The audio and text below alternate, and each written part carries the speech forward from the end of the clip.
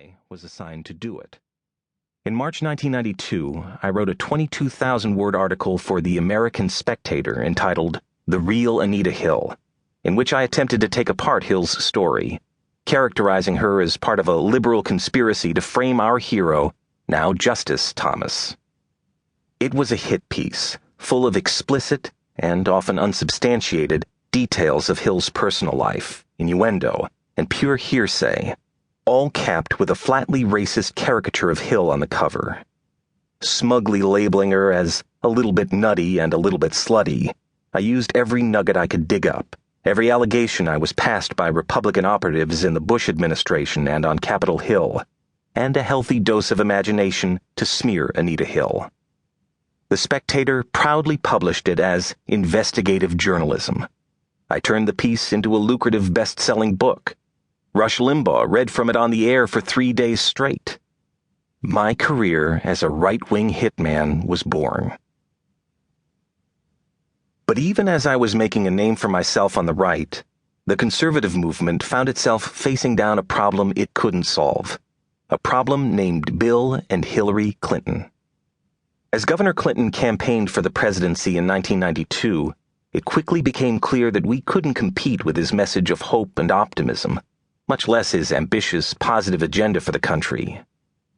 Later, I would learn that right-wing animus towards the Clintons began long ago in Arkansas, based in resentment among the rearguard of Southern racists over then-Governor Clinton's early embrace of civil rights, and stoked by the nerve of his wife to build a career and a public persona of her own. All we had were scandals, real and invented, that we hoped would stop the country from taking a chance on a young, dynamic, progressive baby boomer and his ambitious, brilliant, accomplished wife. It didn't work. The American people sent the Clintons to Washington. In a democracy like ours, that should have been the end of it. He won, we lost, better luck next time. But now that we were out of power, in addition to being out of ideas, conservatives worried that it would be the end of us. The problem with the Clintons wasn't so much who they were as what they represented.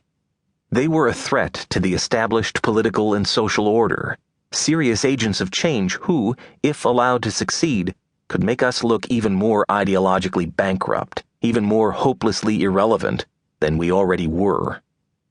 So conservatives defied 200 years of American history and set the stage for a coup. The Clintons barely had time to unpack in the White House before the threat of impeachment was being bandied about in my circles. The right was determined to take down the Clintons. All they needed was an excuse, and I was sent to Arkansas to find one.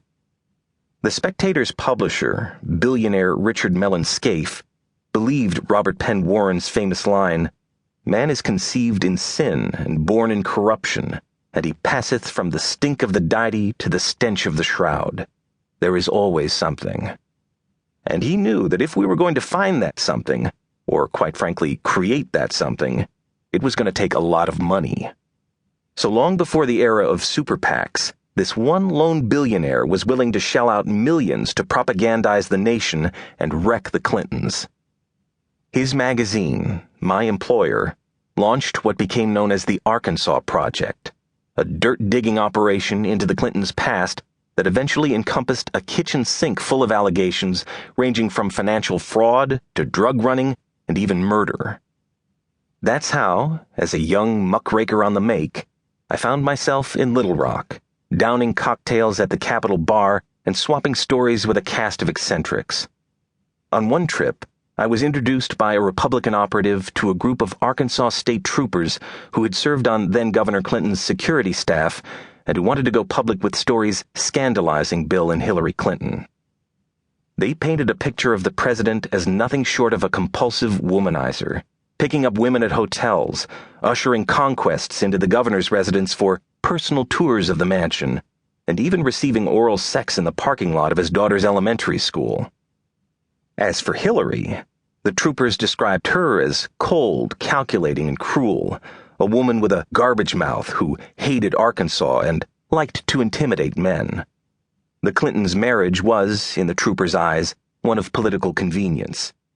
If he was dead politically, I would expect a divorce in 30 days. If that strikes you as